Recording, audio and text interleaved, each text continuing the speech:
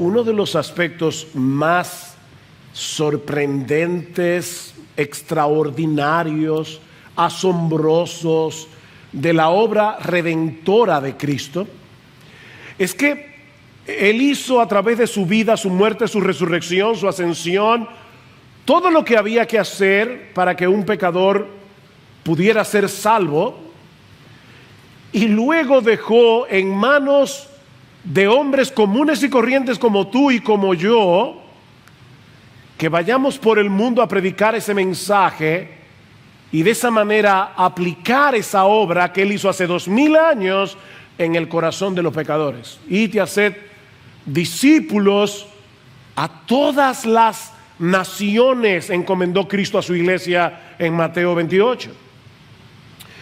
Alguien decía, pensando en este hecho, dice: Él pudo haber escrito el mensaje del evangelio en las nubes para que todos lo leyeran, o dejar caer Biblias del cielo, o enviar a un grupo de ángeles alrededor de toda la tierra que proclamaran su palabra, o incluso Cristo mismo pudo llamar directamente a los hombres al arrepentimiento y a la fe, para que escucháramos audiblemente su voz. ¿Ustedes se imaginan eso? Fulano, ven y arrepiéntete, cree en mí, oh Señor. Pero eso no fue lo que Él hizo. Él decidió enviar hombres.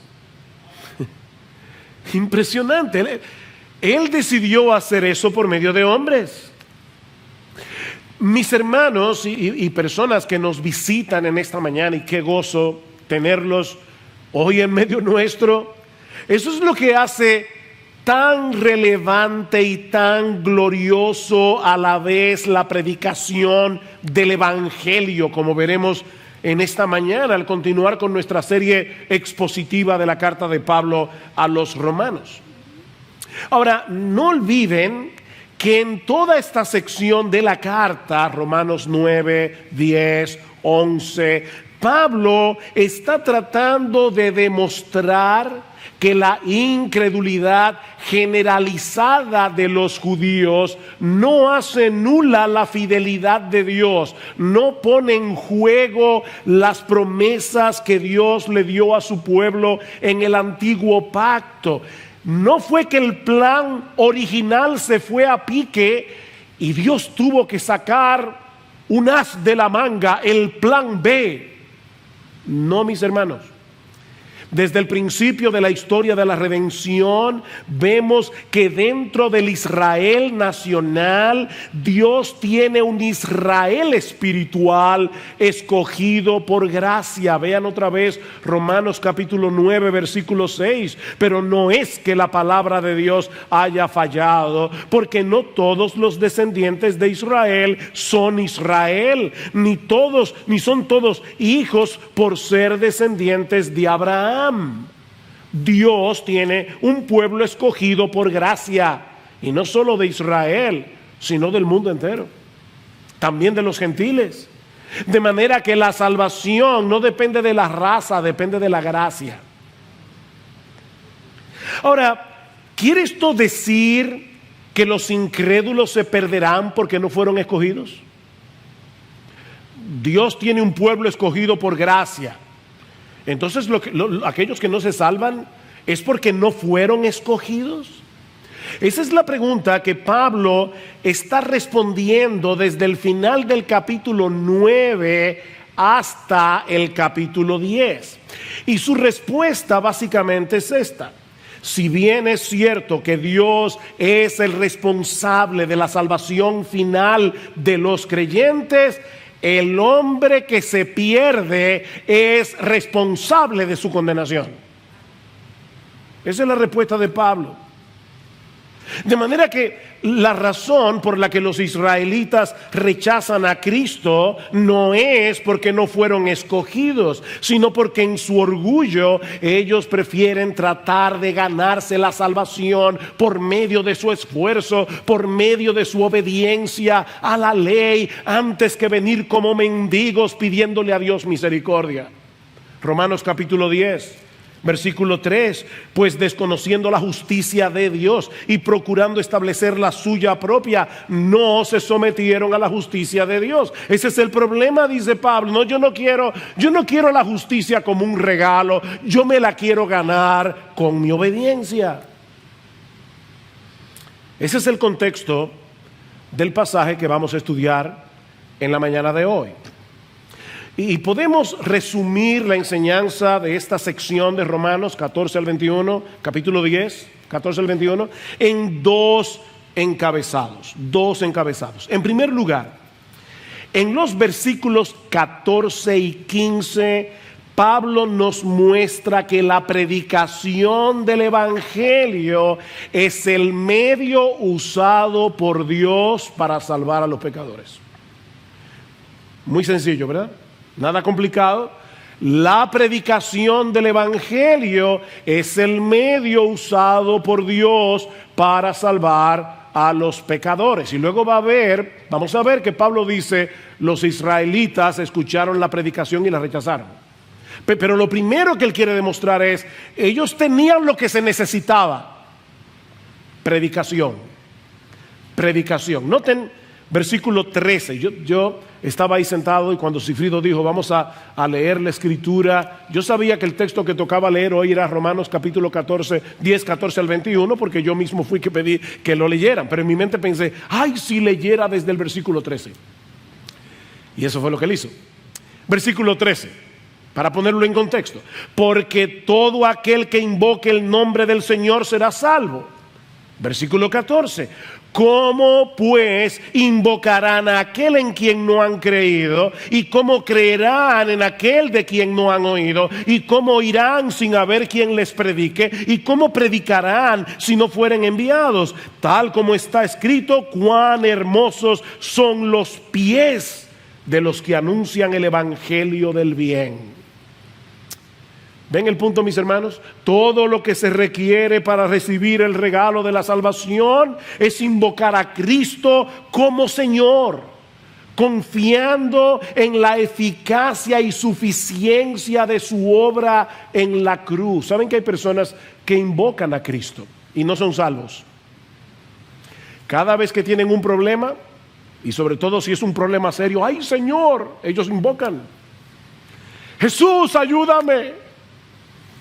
Pero no es de esa invocación que Pablo está hablando aquí. Para esas personas Jesús es como un paramédico. Ustedes que tienen un accidente de tránsito, esperan que llegue el 911, viene el paramédico, te atiende, te da los primeros auxilios, pero tú no tienes nada que ver con ese paramédico nunca más. Tú no lo vuelves a ver, probablemente.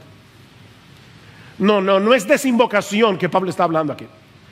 Es aquel que decide levantar su bandera blanca de rendición y se somete voluntariamente a Jesús como Señor, confiando en su obra de redención. Vean otra vez el versículo 9, que si confiesas con tu boca a Jesús por paramédico, no por Señor. Y no olviden que esa palabra significa Dios, amo, dueño, soberano, gobernante. Todo aquel que confiesa con su boca a Jesús por Señor y crees en tu corazón que Dios le resucitó de entre los muertos, que Dios aceptó su obra en la cruz del Calvario, que Dios aceptó el pago por nuestros pecados. Si tú crees eso, serás salvo. Serás salvo. Pero ahora Pablo quiere mostrarnos el papel tan crucial que juega la predicación del evangelio en este proceso, para que un pecador pueda creer en Cristo, invocar su nombre y ser salvo. Nadie puede invocar el nombre del Señor a menos que sepa quién es el Señor y lo que Él hizo para salvar a pecadores, y Él crea en esos hechos acerca del evangelio. Creer, conocer, creer en los hechos del evangelio. De ahí la primera pregunta de Pablo en el versículo 14: ¿cómo pues invocarán a aquel en quien no han creído? No se puede invocar sin creer. Imagínate que tú estás en un río profundo. Hay algunos ríos aquí en República Dominicana, por lo menos cuando yo era chiquito eran profundos, y a veces se formaban remolinos y una persona fácilmente se podía ahogar. De hecho, a veces se topaban con arena movediza. Era peligroso. Ahora imagínate que tú estás en medio de un río, tú no sabes nadar, el río es hondo, estás en un remolino, te estás ahogando, y así rápidamente tú ves de un lado del río a un niño de 6 años que ayer fue que comenzó su primera clase de natación, y del otro lado a un salvavidas profesional que aparte de todo es tu amigo íntimo. ¿A quién tú vas a clamar pidiendo auxilio? ¿A quién vas a clamar? Antes de invocar el nombre de Jesús y pedirle que te salve, debes creer que Él es Dios, que se hizo hombre, que obedeció la ley de Dios perfectamente desde la cuna hasta la tumba, que siendo inocente murió en una cruz, que fue levantado de la tumba victorioso al tercer día para pagar así y justificarnos de nuestros pecados, y entonces clamarle que te salve. Mira, mi hermano, mi amigo que estás aquí, si no conocemos esos hechos del Evangelio o no creemos en la veracidad histórica de esos hechos, ¿cómo voy a pedirle a Jesús que me libre de la esclavitud y de la condenación del pecado y me conceda como un regalo la vida eterna? ¿Cómo se lo voy a pedir? Hay personas que de verdad yo creo que son bien intencionadas. Quizás tú los has visto, que se colocan en la puerta de un centro comercial y a todo el que pasa por ahí le dice: Dios te ama, Dios te ama. Vuelvo y repito, probablemente son bien intencionados, pero déjenme decirles que eso no es evangelizar. Eso no es evangelizar. Nadie se va a salvar porque crea que Dios existe. El diablo sabe eso, dice en Santiago y tiembla. Nadie se va a salvar porque crea que Dios es amor. Nadie, óyeme, nadie se va a salvar porque crea que Dios es amor. Necesitamos conocer y creer lo que Él hizo a favor de pecadores por medio de la persona y la obra del Señor Jesucristo para resolver el problema de nuestros pecados sin pasar por alto su justicia. Y no es que hay que ser un teólogo para salvarse. No hay que ser un teólogo. Estas son verdades muy sencillas del Evangelio. Lo que estoy diciendo es que se requiere un conocimiento esencial, un conocimiento fundamental de los hechos del Evangelio para creer, invocar y ser salvo. Somos pecadores. Merecemos el infierno, merecemos la condenación, ser condenados en el tribunal de Dios. Pero el Dios hombre, Jesucristo, pagó por nuestros pecados. ¿Es difícil de entender? De manera que la salvación es por gracia, es por medio de la fe. Porque Dios hizo por medio de Jesucristo todo lo que había que hacer para conceder la salvación como un regalo a todo el que venga clamando por misericordia. ¿Es eso difícil de entender?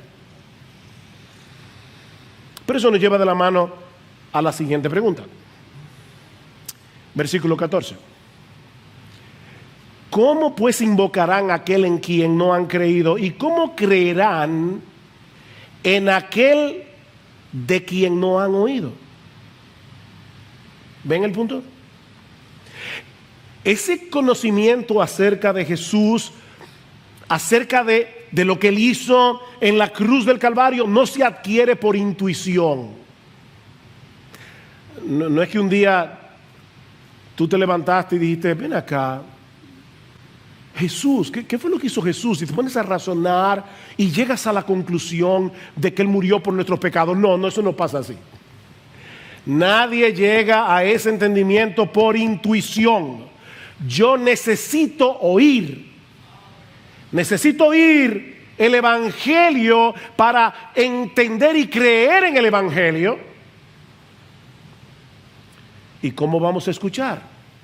Dice Pablo, o por medio de la predicación. Tercera pregunta, ¿y cómo oirán sin haber quien les predique? Ven, yo no necesito un sueño, yo no necesito una visión para saber quién es Cristo, para saber lo que Él hizo para salvarnos. Yo necesito predicación. Ahora bien, hay un detalle extremadamente importante en la segunda pregunta que necesita más observación. Y mira, mi hermano, de verdad, si tú no te acuerdas de nada de este mensaje, pero te acuerdas de esto, yo me iré, medianamente satisfecho. Yo quisiera que tú recordaras todo el sermón, pero me voy a ir bastante satisfecho. Lo que dice la segunda pregunta literalmente es lo siguiente: ¿cómo creerán en quien no han oído? Fíjense que yo sé que nuestras Biblias incluyen acerca de quién no han oído. ¿Cómo creerán en aquel acerca de quién o de quién no han oído? Pero lo que el texto griego dice literalmente es esto: ¿cómo creerán en quién no han oído? Mis hermanos, lo que voy a decir esto con calma, así tranquilo, para que no nos perdamos. Lo que Pablo parece estar diciendo aquí no es únicamente que tenemos la necesidad de escuchar acerca de Cristo durante la predicación para salvarnos, sino que necesitamos escuchar a Cristo. No es de Cristo, es a Cristo. Podemos traducirlo también de esta manera: ¿cómo creerán en aquel a quien no han oído? Mis hermanos, predicar fielmente las Escrituras no es otra cosa que hacer oír la voz de Jesucristo desde el púlpito, porque este libro es su palabra, inspirada por su Espíritu. Primera de Pedro capítulo 1 versículos 10 al 12, el Espíritu de Cristo. Por eso es que Pablo le llama a este libro en Colosenses capítulo 3 versículo 16 la palabra de Cristo. La palabra de Cristo more en abundancia en vosotros. Si yo escribo una carta, te envío una carta y alguien te la lee en voz alta y te explica algunas cosas de la carta que tú no entiendes, en cierto modo tú me estás escuchando a mí, no al que te está leyendo la carta.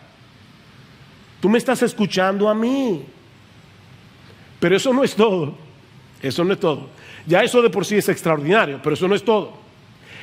El Nuevo Testamento también nos enseña que cuando el Evangelio es predicado, Cristo, que está presente en su iglesia, moviéndose en medio de los 7 candeleros de oro, como dice en Apocalipsis, Cristo mismo viene y comienza a aplicar su palabra en el corazón de sus ovejas, a hablarle a sus ovejas personalmente.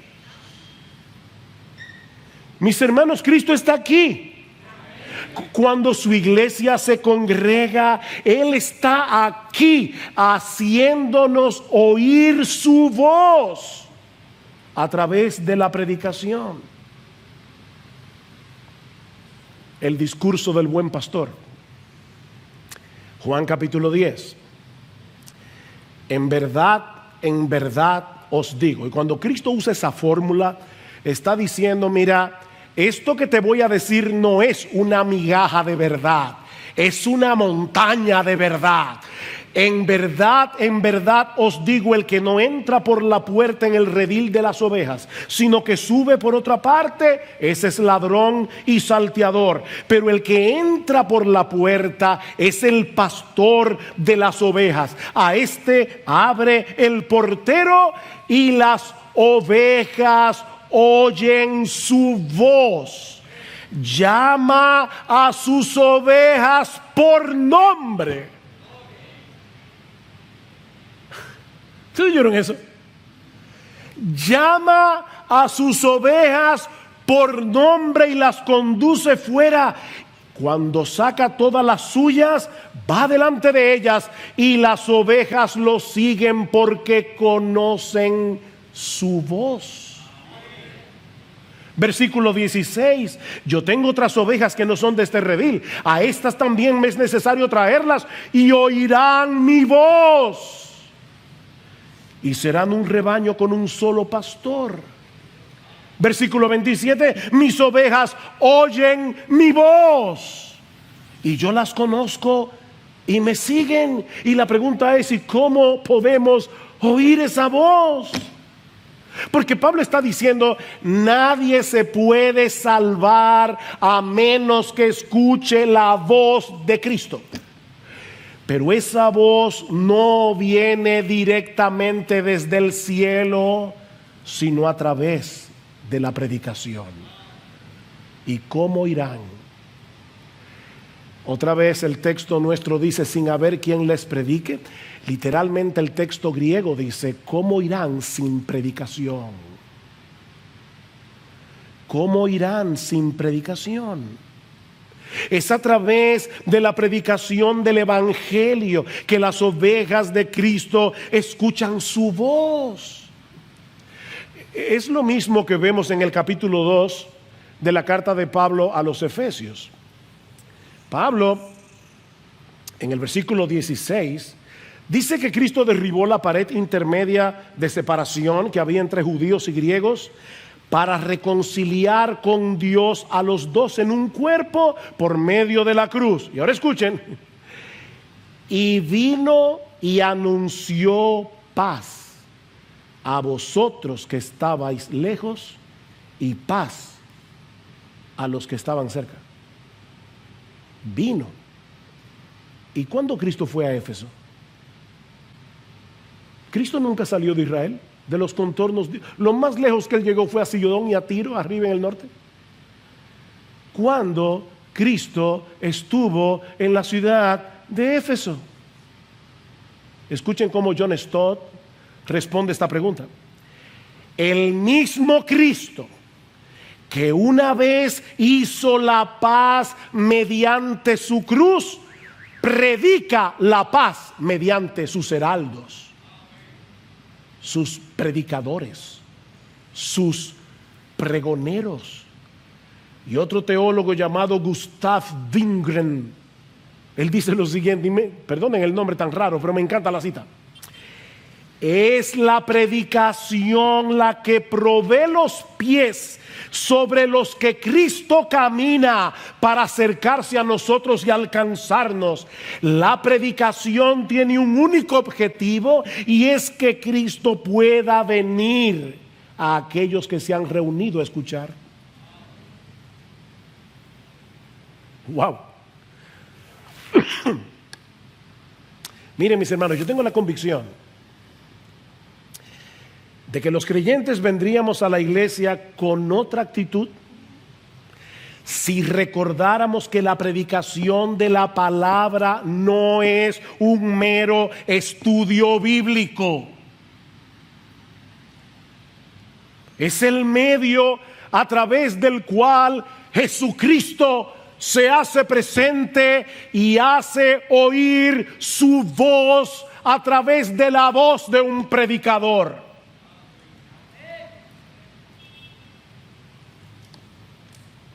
Y así edifica su iglesia y así salva a los perdidos.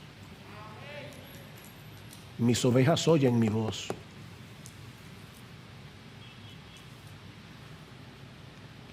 Pablo dice en 2 Corintios 5:19 que Dios nos encargó a nosotros la palabra de la reconciliación. Así que somos embajadores en nombre de Cristo, como si Dios rogase por medio de nosotros, otra vez literalmente, como Dios rogando por medio de nosotros, os rogamos en nombre de Cristo, reconciliados con Dios. Mis hermanos, los predicadores no somos simples mensajeros. Los predicadores no somos simples maestros. Somos mensajeros, somos maestros, pero somos más que eso. Somos embajadores. Un embajador es aquel que ha sido oficialmente llamado y comisionado para hablar en nombre de su gobierno y con la autoridad de su gobernante. Por eso es que nosotros nos paramos aquí a predicar, porque no venimos a negociar esto. No venimos a preguntar, ¿tú qué piensas? Vamos a hacer una mesa redonda. No estamos haciendo ninguna mesa redonda. Estamos aquí como embajadores del Rey de Reyes, del Señor de Señores, diciéndole al mundo, así dice Jehová. Y todo el mundo debe escuchar su voz. No estamos negociando nada. Estamos anunciando algo en nombre de Dios. En nombre de Dios. De ahí la cuarta pregunta de Pablo en el versículo 15. ¿Y cómo predicarán si no son enviados? ¿Enviados por quién? Bueno, por el contexto debemos entender que Pablo se está refiriendo a Dios como aquel que envía, comisiona a sus mensajeros. Rogad al Señor de la mies para que le envíe obreros a su mies. Dios los envía para anunciar en su nombre que hay perdón en Cristo para todo aquel que cree. Los predicadores, dice Pablo en 2 Corintios capítulo 2, versículo 17, hablamos de parte de Dios y delante de Dios. De parte de Dios y delante de Dios. La iglesia es la embajada del reino de los cielos. Y los predicadores somos los embajadores que traemos palabras de paz a los enemigos de Dios.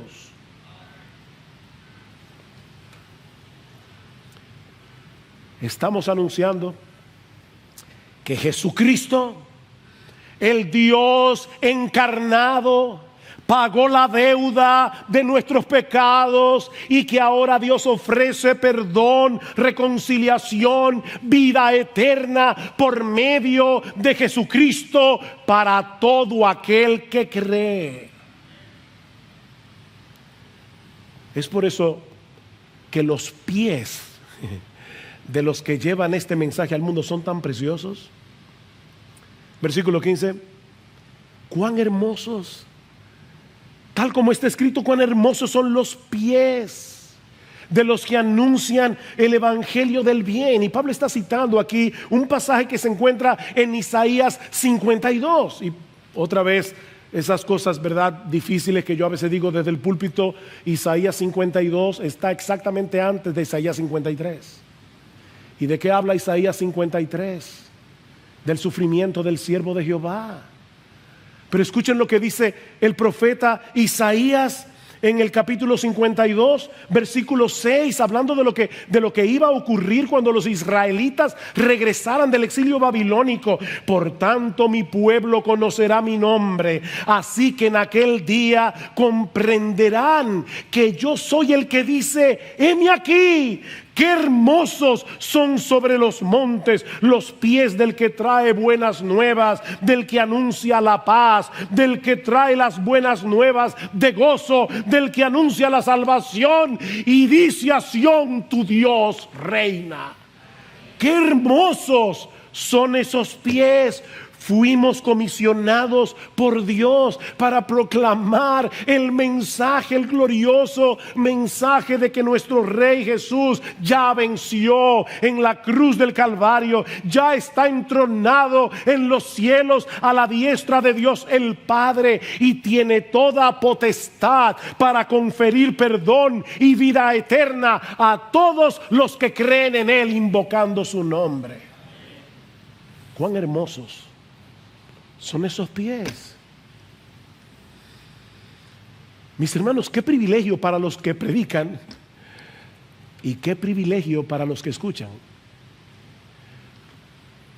No el que escucha a un predicador, no importa quién sea, es el que escucha la voz de Jesucristo a través del predicador. ¡Qué privilegio! ¡Qué privilegio! Dios estableció predicadores para hacer oír a través de ellos la voz del buen pastor. Mi amigo, no esperes ver una visión, no esperes escuchar una voz del cielo. Escucha a sus embajadores. La palabra predicación que Pablo usa aquí significa pregonar como un heraldo. Se aplica primariamente, no únicamente, pero primariamente a los hombres que han sido llamados por Dios, comisionados por Dios para predicar públicamente su palabra. Pero ¿saben qué? Lo que se predica desde el púlpito debe resonar durante la semana, en la medida en que los creyentes comparten con otros el mensaje del Evangelio. Santificad a Dios el Señor en vuestros corazones, dice Pedro en el capítulo 3, versículo 15. En otras palabras, escucha la voz de Cristo y obedécela. Santifica al Señor en tu corazón.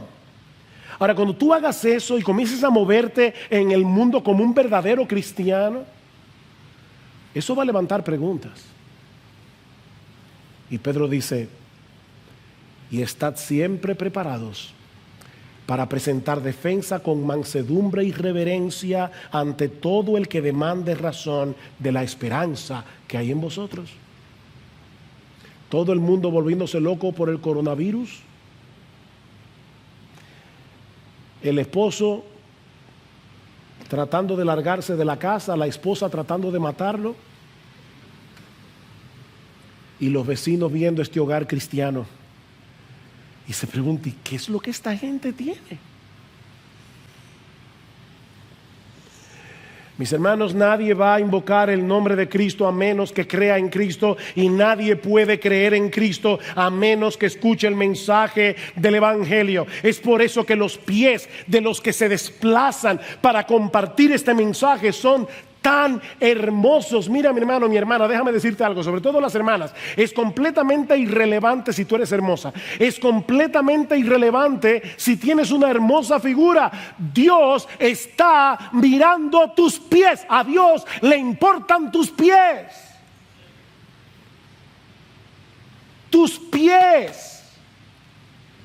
¿A dónde van tus pies? En tu anhelo de que otros conozcan a nuestro bendito, glorioso, exaltado Señor y Salvador Jesucristo. ¡Cuán hermosos son esos pies!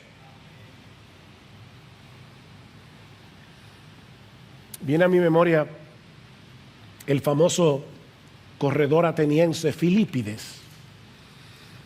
Cuando Grecia derrotó el imperio persa en la batalla de Maratón, año 490 antes de Cristo, el general Milcíades reclutó a su soldado más veloz, Filípides, para ir a Atenas a dar las buenas nuevas de que ellos habían vencido, de que los persas habían sido derrotados.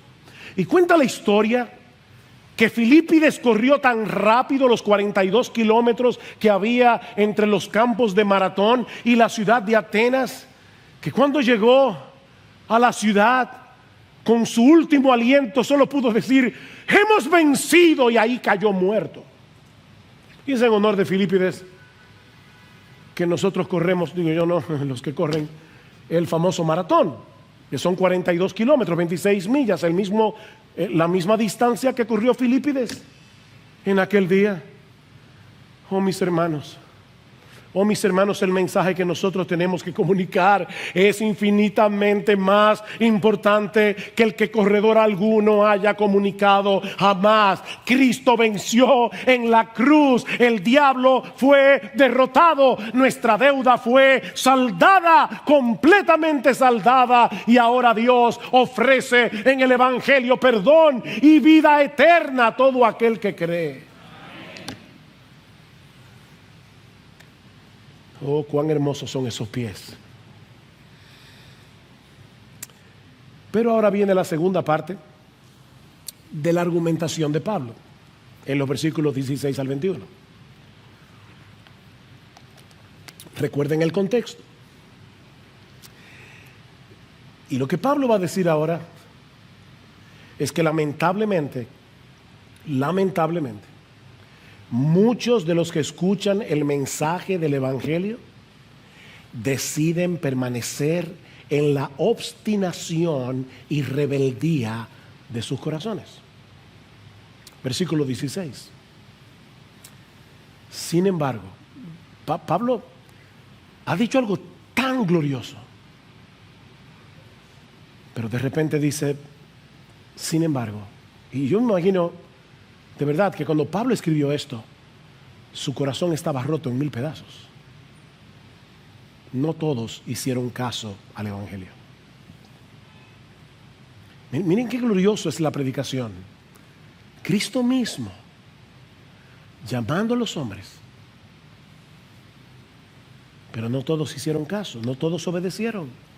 Porque Isaías dice, Señor, ¿quién ha creído a nuestro anuncio? Y ese texto se encuentra precisamente en Isaías 53. ¿Ven? Isaías 52, cuán hermosos son los pies de los que anuncian el Evangelio. Isaías 53, Señor, ¿y quién ha creído a nuestro anuncio? ¿Quién ha creído a nuestro anuncio? Es interesante notar que ese texto de Isaías 53 se cita al final del ministerio de Jesús en el Evangelio de Juan. Capítulo 12, antes de la semana de la pasión, dice, los judíos no creyeron en Jesús, como dice Isaías, ¿quién ha creído a nuestro anuncio? Y ese mismo texto aparece en Hechos 28 para hablar del ministerio de Pablo. Y dice una vez más que los judíos no oyeron, no creyeron, como dice Isaías, Señor, ¿quién ha creído a nuestro anuncio? ¿Ven? Mis hermanos, la predicación puede ser ungida por el Espíritu de Dios y no producir absolutamente nada en el corazón de muchos. Pasó con Jesús, pasó con Pablo y ha pasado con muchos predicadores a lo largo de la historia. Nosotros no podemos evaluar a un predicador por el tamaño de su iglesia. Hay predicadores muy fieles que tienen iglesias muy pequeñas, están en lugares muy duros. Y hay predicadores de la prosperidad enviados por el mismo infierno con estadios llenos de personas. Porque dice que se amontonarán gente teniendo comezón de oír. Eso es lo que la gente quiere oír, no este mensaje del Evangelio. No todos obedecieron al Evangelio. Lo que Pablo está diciendo es, Cristo debe ser escuchado para ser creído, y Él es escuchado por medio de la predicación del Evangelio. Versículo 17, así que la fe viene del oír, y el oír por la palabra de Cristo. La fe viene del oír. ¿El oír qué? Porque ese texto no dice, la fe viene por el oír la palabra de Cristo, ¿vieron?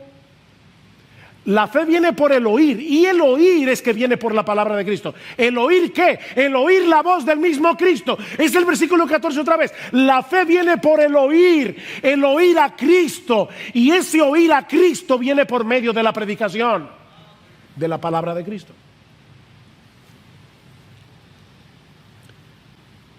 Pero qué triste que muchos que tienen el privilegio de escuchar, y algunos están sentados en esta iglesia y vienen con sus padres domingo tras domingo, tras domingo, tras domingo.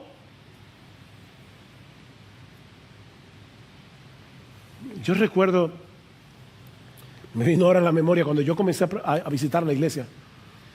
Alguien predicó un sermón evangelístico usando el personaje de Sansón, y él decía: Sansón no sabía que Dios se había alejado de él. Y el predicador, un predicador muy sencillo, él decía: tú estás ahí sentado en tu silla y tú no sabes que estás sin Dios. Sin Dios. Y él llamaba a las personas: ven, ven. Y yo recuerdo como si fuera ayer, yo sentado en esa silla con lágrimas en mis ojos, diciendo: no voy a ir. Increíble la dureza de nuestro corazón. ¡Cuánta dureza! Mis hermanos, lo que Pablo está tratando de probar es que el problema de Israel no fue que no tuvieran la oportunidad de escuchar el evangelio, fue que ellos decidieron mantenerse en incredulidad. Vean el versículo 18. Pero yo digo, ¿acaso nunca han oído? Tal vez Pablo es que mira, es que nunca oyeron el evangelio. Y dice Pablo: ciertamente que sí. Por toda la tierra ha salido su voz y hasta los confines del mundo sus palabras. Pablo está citando aquí el Salmo 19, que habla no de la Biblia, sino de la revelación general de Dios en los versículos 1 al 6, y luego de las escrituras a partir del versículo 7. Y Pablo está usando la ilustración del sol que recorre toda la tierra cuando sale por la mañana y luego se pone en el ocaso, y dice: así mismo ha salido la palabra de Dios donde quiera que ha habido una comunidad de judíos en el primer siglo. Dios se encargó de llevarle su palabra. No fue que no escucharon, fue que no quisieron creer. Mi amigo, ese es tu problema. Tu problema es que tú sabes muy bien lo que el evangelio dice. Tú sabes que tú eres pecador. Tú sabes que vas camino al infierno. Tú sabes que Jesucristo es el Salvador, pero no te quieres someter a Él como Señor. Yo he tenido que hablar muchas veces, sobre todo con jóvenes que me dicen: pero mire, pastor, créame, yo he hecho eso muchas veces. Le he dicho: Señor, sálvame, y no pasa nada. ¿Y saben lo que yo me imagino en mi mente que está pasando? Probablemente, porque no soy Dios, no veo el corazón de nadie, pero ¿saben lo que yo creo que está pasando? Que esas personas no se quieren ir al infierno, pero tampoco quieren dejar el mundo. Y están con una soga aferrados al mundo, tratando de ver qué tanto se pueden extender para agarrar a Cristo e ir al cielo, pero sin soltar su pecado, sin soltar el mundo. Así no se puede. Es invocar a Jesús como Señor. Como Señor.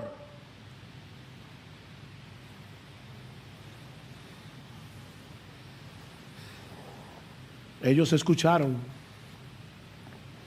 ¿Será que no entendieron? No, dice Pablo, ese tampoco fue el problema. Versículo 19, y añado: ¿acaso Israel no sabía? ¿Fue que no entendieron? En primer lugar, Moisés dice: yo os provocaré a celos con un pueblo que no es pueblo, con un pueblo sin entendimiento. Os provocaré a ira. El texto que Pablo está citando aquí es Deuteronomio 32, 21. Y si ustedes hacen el esfuerzo cuando lleguen a sus casas de leer el capítulo 32 del libro de Deuteronomio, van a ver que Dios está acusando a los israelitas de haberlo provocado a celos con su idolatría.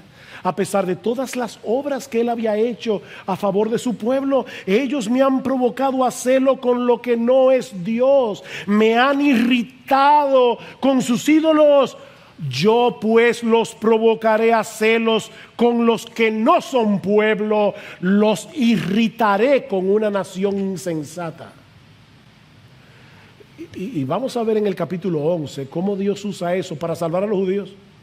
Porque hay judíos que se salvan. Pero eso lo veremos más adelante.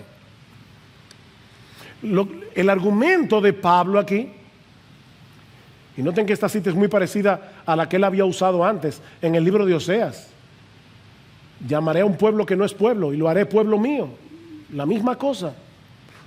Lo que Pablo está diciendo es, al ver la conversión masiva de los gentiles, Israel debió haber reconocido que Dios estaba llevando a cabo lo que de antemano había prometido en sus propias escrituras. ¿Es que no leyeron la Biblia? Versículo 20. E Isaías, otra cita, Moisés, Deuteronomio, ahora Isaías. E Isaías es muy osado y dice: fui hallado por los que no me buscaban, me manifesté a los que no preguntaban por mí. Wow, hermanos, ese texto es tan hermoso. Déjenme leerles, perdonen un momentito más. Déjenme leer el texto tal cual está en Isaías 65, que es de donde Pablo está citando. Me dejé buscar por los que no preguntaban por mí, me dejé hallar por los que no me buscaban. Dije: heme aquí a una nación que no invocaba mi nombre. Wow, o sea, somos nosotros las criaturas que debemos decirle: Señor, heme aquí.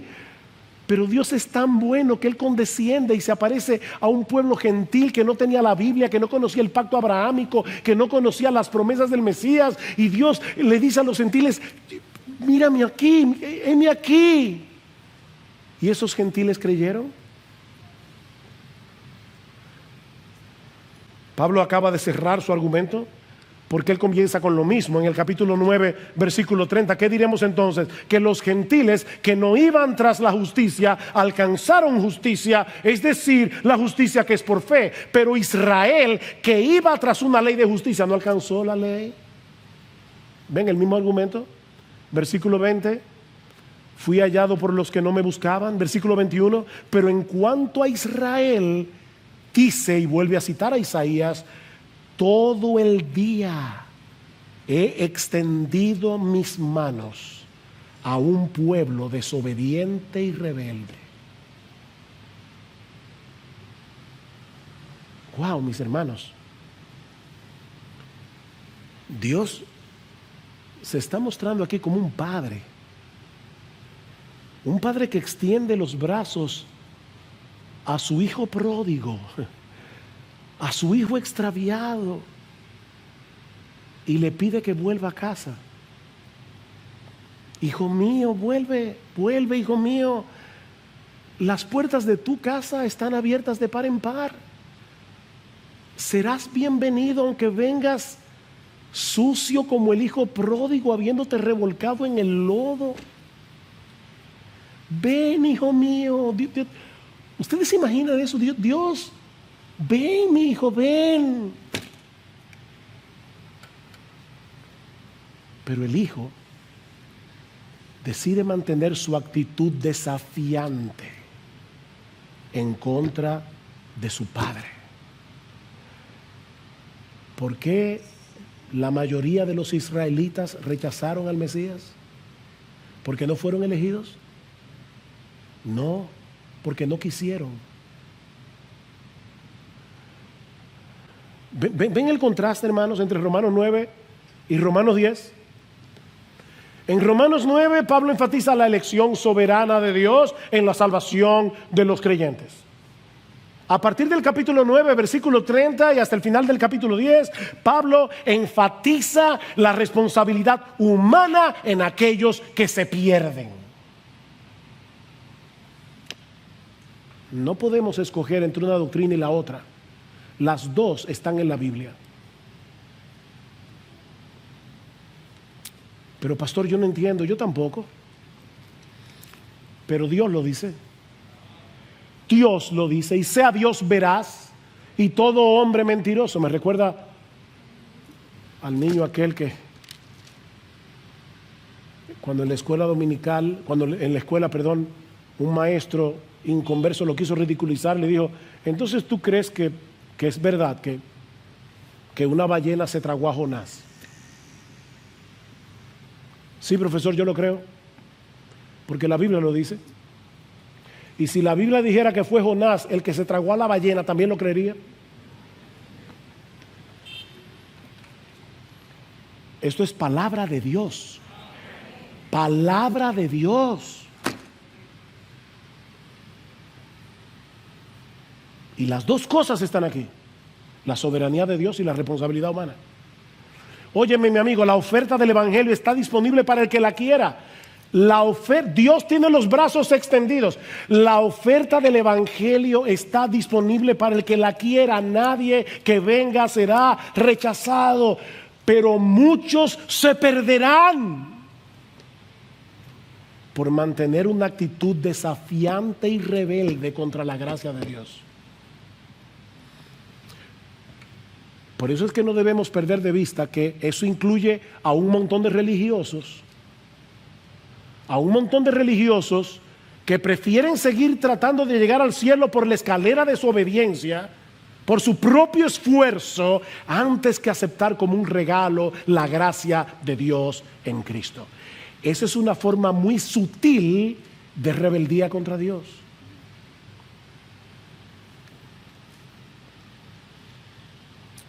Mis hermanos, ¿qué aprendemos de este pasaje? Hay varias lecciones, varias aplicaciones que podemos extraer. En primer lugar, debemos venir a la iglesia con la expectativa de escuchar y obedecer la voz de Cristo. Mi hermano, mira más allá del predicador. Mira más allá del predicador. Contempla a Cristo mismo, hablándole a su pueblo a través de la predicación de su palabra. Él se hace presente por su Espíritu en medio de su iglesia congregada para hablar al corazón de sus ovejas. De manera que nosotros debemos venir con esa expectativa. Oh Señor, nos hemos congregado en tu presencia para escuchar tu voz. Oh Señor, háblanos por medio del predicador y danos un corazón sensible para atesorar y obedecer tu palabra, Señor. ¿Tú vienes a la iglesia con esa actitud? ¿Con esa expectativa?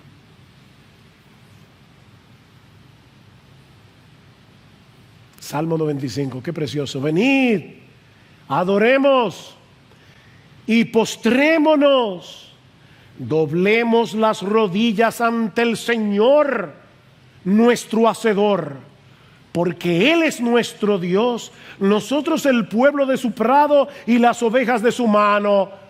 Si oís hoy su voz, no endurezcáis vuestro corazón. ¿Ven? Sí nos hemos congregado con nuestros hermanos, pero dicen, no, sí, eso es importante, qué bueno verlo hasta con mascarilla, pero hermanos, Cristo está aquí sin mascarilla, en medio de su pueblo. El autor de la carta a los Hebreos va a usar ese mismo Salmo 95 para decir, cuidado con la apostasía. ¿Saben por qué? Porque la primera manifestación visible de que una persona se está alejando de Dios es que comienza a darle poca importancia a la iglesia congregada, porque no se está dando cuenta que es Jesucristo mismo que lo está convocando. Y yo sé, estamos en medio de una pandemia, hay razones de peso, yo entiendo eso, yo no me estoy refiriendo a eso. Yo me estoy refiriendo a la persona que toma en poco la iglesia congregada en el día del Señor. No está entendiendo.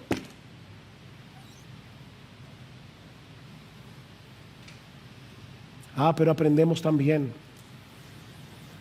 la imperiosa necesidad de predicar el Evangelio. Mis hermanos amados, nadie se salvará a menos que cree en Jesús. Nadie, ni en la selva más remota, nadie se salvará a menos que crea en Jesús, y nadie va a creer a menos que escuche el Evangelio. La fe viene por el oír, y el oír por la palabra de Cristo. Hermanos, debemos rogar al Señor de la mies para que envíe más obreros a su mies, hombres que estén dispuestos a predicar todo el consejo de Dios, hombres que aún estén dispuestos a salir de su zona de confort, de su zona de seguridad, para llevar el evangelio hasta lo último de la tierra, si esa fuera la voluntad de Dios. Necesitamos hombres que no estén jugando al cristianismo. Y debo aclarar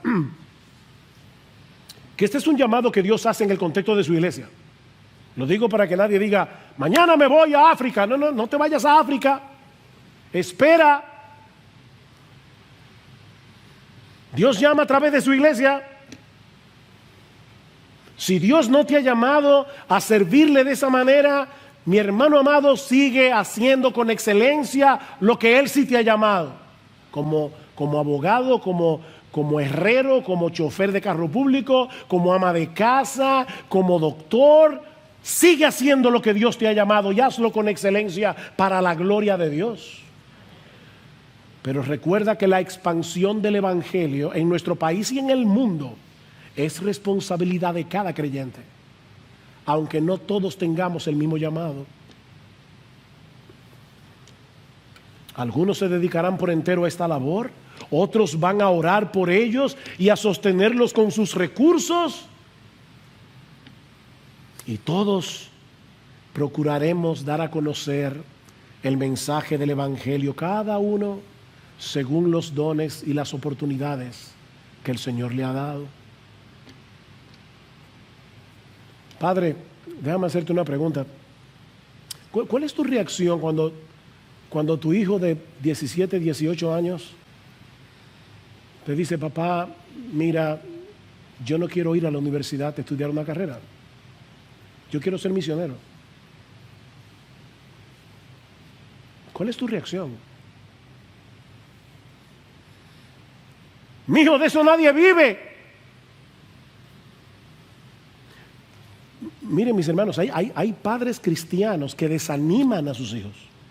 Por supuesto, no podemos tomar en serio cada vez que un joven dice que se quiere ir a las misiones. Por eso que estoy diciendo que ese llamado ocurre en el contexto de una iglesia local. Pero ¿sabes qué? Tu corazón debe saltar de alegría si tu hijo te dice eso.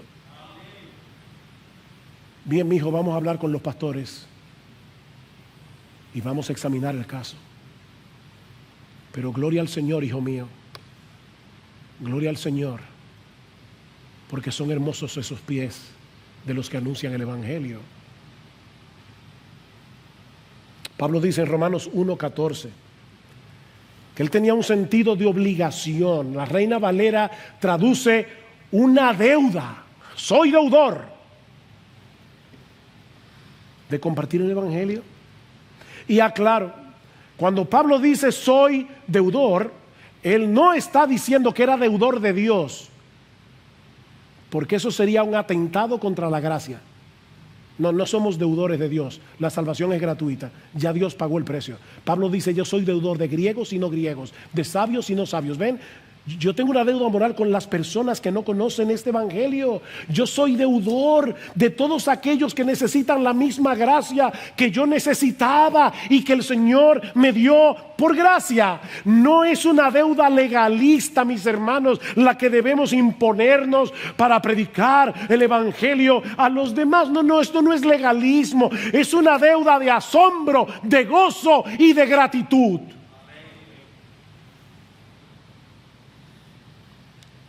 ¿Recuerdan cuando los discípulos fueron amenazados para que no hablaran más en el nombre de Cristo? ¿Qué respondieron ellos?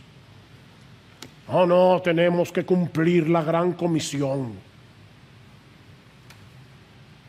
No, ellos respondieron, no podemos dejar de decir lo que hemos visto y oído. No podemos. El Hijo de Dios se hizo hombre para librarnos de la condenación de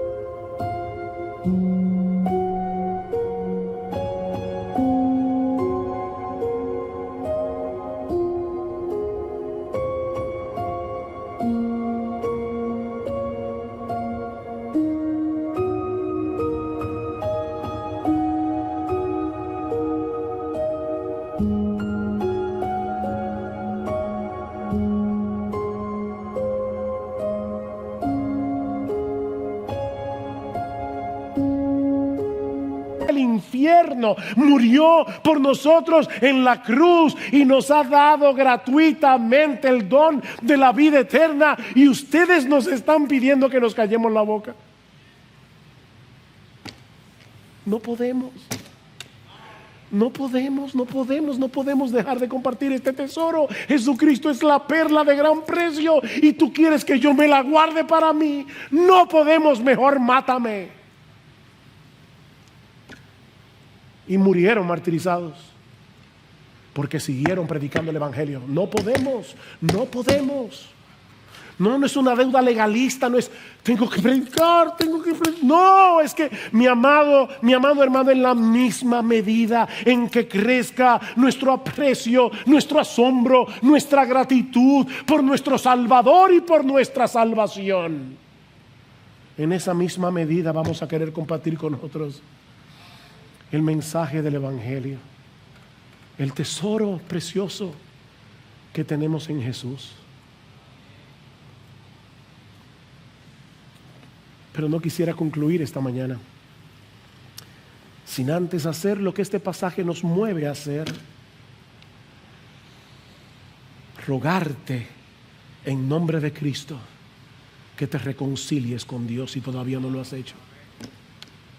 Te estoy rogando en nombre de Dios, como si Dios estuviera rogando por mi boca. Os rogamos en nombre de Cristo. Oh pecador, no vayas al infierno, no sigas ese camino. Reconcíliate con Dios. Reconcíliate. La oferta del evangelio está disponible para el que la quiera. Nadie que venga será rechazado. Las manos del Señor continúan extendidas. Oh, su gracia está disponible para todo aquel que reconozca su pecado, para aquel que reconozca que no merece otra cosa que el infierno, y venga únicamente confiando en Cristo para el perdón. Mi amigo, no sigas tratando de ganarte la salvación por medio de tu esfuerzo. Eso es imposible. Recíbela como un regalo que Dios nos ofrece en Cristo de pura gracia por medio de la fe.